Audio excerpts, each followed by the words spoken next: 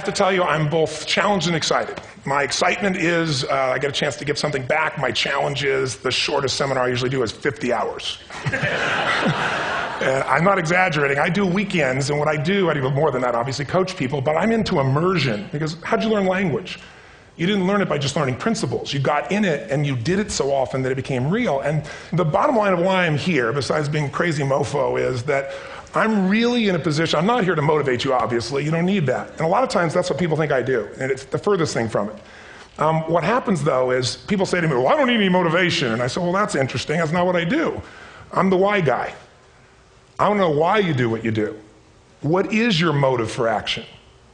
What is it that drives you in your life today, not 10 years ago, or are you running the same pattern? Because I believe that the invisible force of internal drive activated is the most important thing in the world. I'm here because I believe emotion is the force of life. All of us here have great minds. You know, most of us here have great minds, right? I don't know if I'm in the category, but we all know how to think. And with our minds, we can rationalize anything. We can make anything happen. We can, I agree with what was described a few days ago about this idea that people work in their self-interest. But we all know that that's bullshit at times. You don't work in your self-interest all the time. Because when emotion comes into it, the wiring changes in the way it functions. And so it's wonderful for us to think intellectually about how the life of the world is, and especially those who are very smart. We can play this game in our head, but I really want to know what's driving you. And what I'd like to maybe invite you to do by the end of this talk is explore where you are today for two reasons. One, so that you can contribute more. And two, so that hopefully we can not just understand other people more, but maybe appreciate them more and create the kinds of connections that can stop some of the challenges that we face in our society today. They're only going to get magnified by the very technology that's connecting us, because it's making us intersect. And that intersection doesn't always create the view of everybody now understands everybody and everybody appreciates everybody. So I've had an obsession basically for 30 years. And that obsession has been what makes the difference in the quality of people's lives? What makes a difference in their performance? Because that's what I got hired to do. I got to produce the result now. That's what I've done for 30 years. I get the phone call when the athlete is burning down on national television and they were ahead by 5 strokes and now they can't get back on the course. And I got to do something right now to get the result or nothing matters. I get the phone call when the child is going to commit suicide, and I got to do something right now. And in 29 years, I'm very grateful to tell you I've never lost one in 29 years. It doesn't mean I won't someday, but I haven't done it. And the reason is an understanding of these human needs that I want to talk to you about. So when I get those calls about performance, that's one thing, like how do you make a change? But also, I'm looking to see what is it that's shaping that person's ability to contribute, to do something beyond themselves. So maybe the real question is, you know, I look at life and say there's 2 master lessons. One is there's the science of achievement, which almost everyone in this room has mastered to an amazing extent. That's how do you take the invisible and make it visible, right? How do you take what you dream about and make it happen, whether it be your business, your contribution to society, money, whatever it is for you, your body, your family. But the other lesson of life that is rarely mastered is the art of fulfillment. Because science is easy, right? We know the rules. You write the code, you follow those, and you get the result. Once you know the game, you just, you up the ante, don't you? But when it comes to fulfillment, that's an art. And the reason is it's about appreciation and it's about contribution. You can only feel so much by yourself. So I've had an interesting laboratory to try to answer the question of the real question, which is what's the difference in somebody's life if you look at somebody like those people that you've given everything to, like all the resources they say they need. You gave them not a $100 computer, you gave them the best computer. You gave them love, you gave them joy, you were there to comfort them. And those people very often, and you know some of them I'm sure, end up the rest of their life with all this love, education, money, and background, spending their life going in and out of rehab. And then you meet people that have been through ultimate pain, psychologically, sexually, spiritually, emotionally abused, and not always, but often they become some of the people that contribute the most to society. So the question we got to ask ourselves really is, what is it? What is it that shapes us? And we live in a therapy culture. Most of us don't do that, but the culture is a therapy culture. And what I mean by that is the mindset that we are our past. And everybody in this room, you wouldn't be in this room if you bought that theory, but most of society thinks biography is destiny. The past equals the future. And of course it does if you live there. But what people in this room know, and what we have to remind ourselves though, because you can know something intellectually, you can know what to do and then not use it, not apply it. So really what we got to remind ourselves is decision is the ultimate power. That's what it really is. Now, when you ask people, have you failed to achieve something? How many have ever failed to achieve something significant in your life? Say, I. Thanks for the interaction on a high level there. But if you ask people, why didn't you achieve something? Somebody who's working for you, or a partner, or even yourself, and you failed to achieve a goal, what's the reason people say they failed to achieve? What do they tell you? didn't know enough, didn't have the knowledge, didn't have the money, didn't have the time, didn't have the technology, I didn't have the right manager, didn't have the Supreme Court.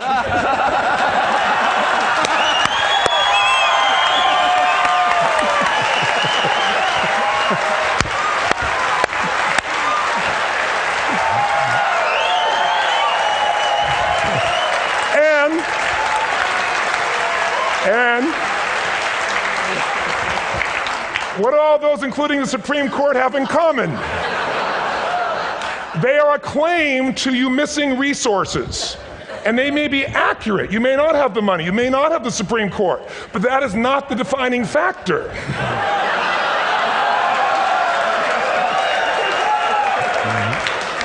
And you correct me if I'm wrong. The defining factor is never resources, it's resourcefulness. And what I mean specifically, rather than just some phrase, is if you have emotion, human emotion, something that I experienced from you day before yesterday at a level that is as profound as I've ever experienced, and if you'd communicated with that emotion, I believe you would have beat his ass and won.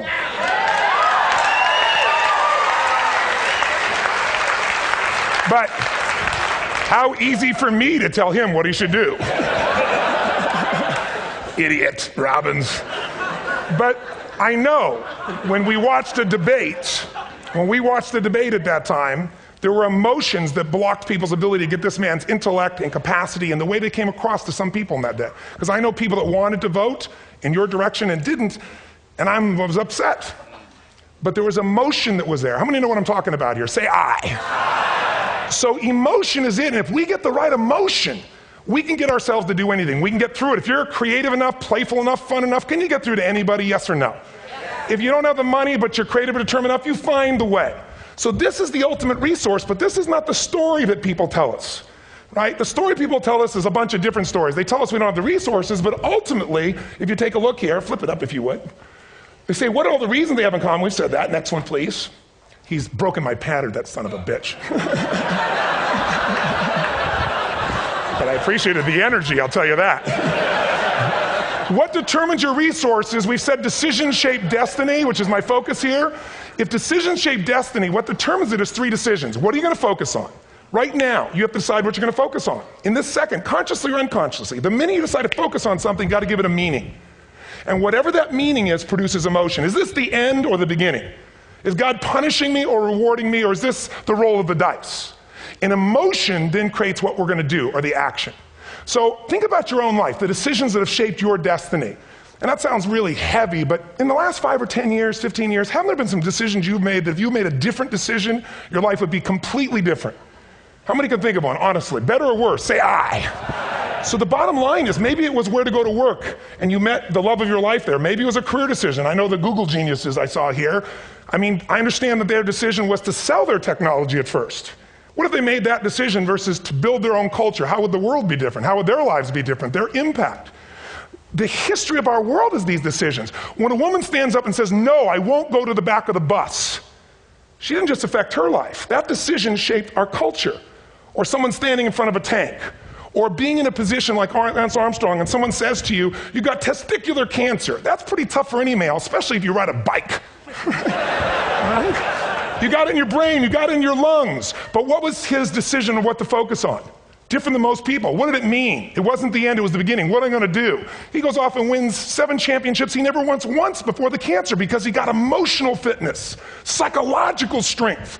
That's the difference in human beings that I've seen of the 3 million I've been around. Because that's about my lab. I've had 3 million people from 80 different countries that I've had a chance to interact with over the last 29 years. And after a while, patterns become obvious. You see that South America and Africa maybe connect in a certain way, right? Other people say, oh, that sounds ridiculous. It's simple. So what shaped Lance? What shapes you? 2 invisible forces, very quickly. 1, state. We all have had times. Have you had a time you did something and after you did it, you thought to yourself, I can't believe I said that. I can't believe I did that. That was so stupid. Who's been there? Say I. Have you ever done something after you do it, you go, that was me. Right? It wasn't your ability, it was your state. Your model of the world is what shapes you long term. Your model of the world is the filter. That's what's shaping us. That's what makes people make decisions. When we want to influence somebody, we got to know what already influences them. And it's made up of 3 parts, I believe. First, what's your target? What are you after? Which I believe it's not your desires. You can get your desires to goals. How many of you got a goal or desire and thought, is this all there is? How many have been there? Say aye. So it's needs we have. I believe there are 6 human needs. Second, once you know what the target that's driving you is and you uncover it for the truth, you don't form it, you uncover it. Then you find out what's your map. What's the belief systems that are telling you how to get those needs? Some people think the way to get those needs is destroy the world. Some people is to build something, create something, love someone. And then there's the fuel you pick. So very quickly, 6 needs. Let me tell you what they are. First one, certainty. Now these are not goals or desires. These are universal. Everyone needs certainty that they can avoid pain and at least be comfortable. Now how do you get it? Control everybody, develop a skill, give up, smoke a cigarette. If you got totally certain, ironically, even though we all need that, like if you're not certain about your health or your children or money, you don't think about much more. You're not sure the ceiling's going to hold up. You're going to listen to any speaker. But while we go for certainty differently, if we get total certainty, we get what? What do you feel if you're certain? You know what's going to happen, when it's going to happen, how it's going to happen. What would you feel? Bored out of your mind. So God, in her infinite wisdom, gave us a second human need, which is uncertainty. We need variety. We need surprise. How many of you here love surprises? Say aye. Bullshit. You like the surprises you want. The ones you don't want, you call problems, but you need them. So variety is important. Have you ever rented a video or a film that you've already seen? Who's done this? Get a fucking life. Right? Why are you doing it? You're certain it's good because you read it before, saw it before, but you're hoping it's been long enough you've forgotten enough there's variety. Third human need, critical, significance. We all need to feel important, special, unique. You can get it by making more money. You can do it by being more spiritual. You can do it by getting yourself in a situation where you put more tattoos and earrings in places humans don't want to know. Whatever it takes. The fastest way to do this, if you have no background, no culture, and no belief in resources or resourcefulness, is violence. If I put a gun to your head and I live in the hood, instantly I'm significant. 0 to 10, how high? 10. How certain am I you're going to respond to me? 10. How much uncertainty? Who knows what's going to happen next? Kind of exciting, like climbing up into a cave and doing that stuff all the way down there. Total variety and uncertainty. And it's significant, isn't it? So you're willing to risk your life for it. So that's why violence has always been around and will be around unless we have a consciousness change as a species. Now you can get significance a million ways, but to be significant, you got to be unique and different. Here's what we really need. Connection and love, fourth need. We all want it. Most people settle for connection because love's too scary. Don't want to get hurt. Who here has ever been hurt in an intimate relationship? Say aye. If you don't raise your hand, you'll have had other shit too. Come on. And you're going to get hurt again. Aren't you glad you came to this positive visit? But here's what's true. We need it. We can do it through intimacy, through friendship, through prayer, through walking in nature. If nothing else works for you, get a dog. Don't get a cat, get a dog. Because if you leave for 2 minutes, it's like you've been gone for 6 months when you show back up again 5 minutes later, right? Now, these first 4 needs, every human finds a way to meet. Even if you lie to yourself, even if you have split personalities. But the last 2 needs, the first 4 needs are called the needs of the personality, is what I call it. The last 2 are the needs of the spirit. And this is where fulfillment comes. You won't get fulfillment from the first 4. You'll figure a way, smoke, drink, do whatever, meet the first 4. But the last 2, number 5, you must grow. We all know the answer here. If you don't grow, you what? If a relationship's not growing, if a business is not growing, if you're not growing, it doesn't matter how much money you have, how many friends you have, how many people love you, you feel like hell. And the reason we grow, I believe, is so we have something to give of value. Because the 6th need is to contribute beyond ourselves. Because we all know, corny as it sounds, the secret of living is giving. We all know life's not about me, it's about we. This culture knows that. This room knows that. And it's exciting. When you see Nicholas up here talking about his $100 computer, the most passionate, exciting thing is here's a genius, but he's got a calling now.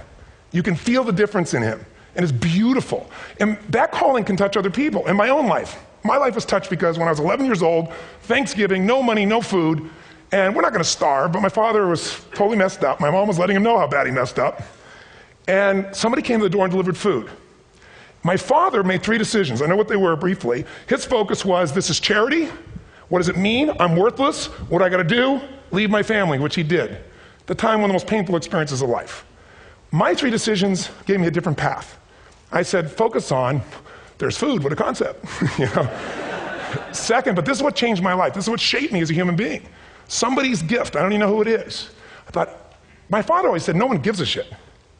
And all of a sudden, somebody I don't know, they're not asking for it, this is giving our family food, looking out for us. It made me believe this. What does it mean? That strangers care. And what that made me decide is if strangers care about me and my family, I care about them. What am I going to do? I'm going to do something to make a difference. So when I was 17, I went out one day on Thanksgiving. It was my target for years, have enough money to feed 2 families. Most fun thing I ever did in my life, most moving. Then next year I did 4, and I didn't tell anybody what I was doing. Next year, 8. I wasn't doing it for brownie points, but after 8, I thought, shit, I could use some help. So sure enough, I went out, and what did I do? I got my friends involved, and I grew companies, and then I got 11 companies, and I built a foundation. Now, 18 years later, I'm proud to tell you, last year we fed 2 million people in 35 countries through our foundation, all during the holidays, Thanksgiving, Christmas, in all the different countries around the world. It's been fantastic. Thank you. So I don't tell you that to brag. I tell you because I'm proud of human beings because they get excited to contribute once they've had the chance to experience it, not talk about it. So finally, I'm about out of time, the target that shapes you, here's what's different about people. We have the same needs, but are you a certainty freak? Is that what you value most, or uncertainty? This man here couldn't be a certainty freak if he climbed through those caves. Are you driven by significance or love? We all need all 6, but whatever your lead system is tilts you in a different direction. And as you move in a direction, you have a destination or destiny. The second piece is the map.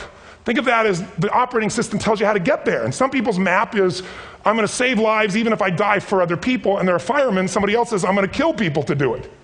They're trying to meet the same needs of significance, right? They want to honor God or honor their family, but they have a different map. And there are 7 different beliefs. I can't go through them because I'm done. The last piece is emotion. I say one of the parts of the map is like time. Some people's idea of a long time is 100 years. Somebody else says is 3 seconds, which is what I have. And the last one I've already mentioned that felt you. If you got a target and you got a map, and let's say, I can't use Google because I love maps, and they haven't made it good for Macs yet. So if you use MapQuest, how many have made this fatal mistake of using MapQuest at some time? You use this thing and you don't get there. Well, imagine if your beliefs guarantee you can never get to where you want to go. The last thing is emotion. Now here's what I'll tell you about emotion. There are 6,000 emotions that we all have words for in the English language, which is just a linguistic representation, right? It changes by language. But if your dominant emotions, if I have more time, I have 20,000 people or 1,000, and I have them write down all the emotions that they experience in an average week. And I give them as long as they need. And on one side they write empowering emotions, the other is disempowering. Guess how many emotions people experience?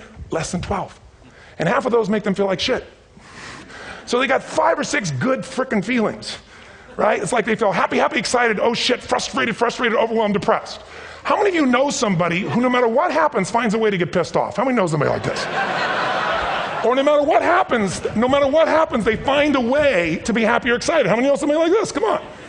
When 9/11 happened, and I'll finish with this, I was in Hawaii. I was with 2,000 people from 45 countries. We were translating 4 languages simultaneously for a program that I was conducting for a week.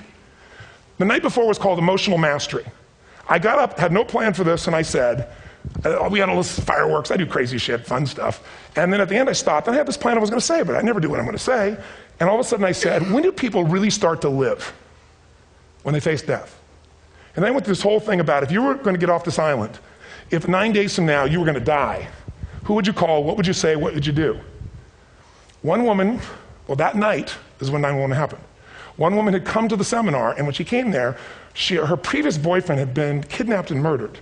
Her friend, or her new boyfriend, wanted to marry her, and she said no. He said, if you leave and go to that Hawaii thing, it's over with us. She said it's over. When I finished that night, she called him and left a message, true story, at the top of the World Trade Center where he worked, saying, honey, I love you. I just want you to know, I want to marry you. It was stupid of me. She was asleep, because it was 3 a.m. for us, when he called her back from the top and said, honey, I can't tell you what this means. He said, I don't know how to tell you this, but you give me the greatest gift because I'm going to die. And she played the recording for us in the room. She was on Larry King later. And he said, you're probably wondering how on earth this could happen to you twice. And he said, all I can say to you is, this must be God's message to you, honey. From now on, every day, give your all, love your all. Don't let anything ever stop you. She finishes, and a man stands up and he says, I'm from Pakistan, I'm a Muslim. I'd love to hold your hand and say I'm sorry, but frankly, this is retribution. I can't tell you the rest because I'm out of time.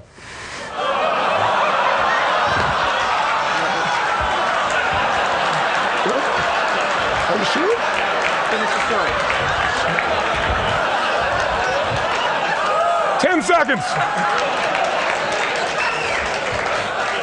10 seconds. No, I want to be respectful. 10 seconds. All I can tell you is I brought this man on stage with a man from New York who worked in the World Trade Center, because I had about 200 New Yorkers there. More than 50 lost their entire companies, their friends, marking off their Palm Pilots. One financial trader, this woman made of steel, bawling. 30 friends crossing off that all died. And what I did to people is said, what are we going to focus on? What does this mean, and what are we going to do? And I took the group and got people to focus on, if you didn't lose somebody today, your focus is going to be how to serve somebody else. There are people, one woman got up and she was so angry and screaming and yelling. She wasn't from New York, she's not an American, she doesn't know anybody here. I said, you always get angry. She said, yes. Guilty people got guilty, sad people got sad. And I took these two men and did what I call an indirect negotiation. Jewish man with family in the occupied territory, from New York, who would have died if he was at work that day. And this man who wanted to be a terrorist, and made it very clear. And the integration that happened is on a film, which I'll be happy to send you, so you can really see what actually happened instead of my verbalization of it. But the two of them not only came together and changed their beliefs and models of the world, but they've worked together to bring, for almost 4 years now, to various mosques and synagogues, the idea of how to create peace. And he wrote a book, which is called My Jihad, My Way of Peace. So transformation can happen. So my invitation to you is this. Explore your web, the web in here. The needs, the beliefs, the emotions that are controlling you, for 2 reasons. So there's more of you to give. Achieve too. We all want to do it, but I mean give, because that's what's going to fill you up. And secondly, so you can appreciate, not just understand, that's intellectual, that's mind, but appreciate what's driving other people. It's the only way our world's going to change. God bless you. Thank you. I hope this will serve. Tony Robbins.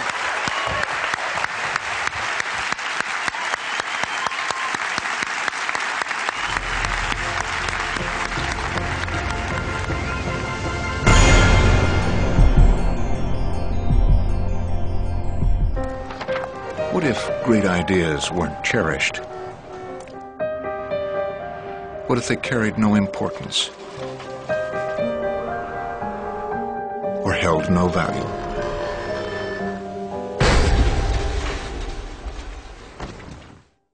There is a place where artistic vision is protected, where inspired design ideas live on to become ultimate driving machines.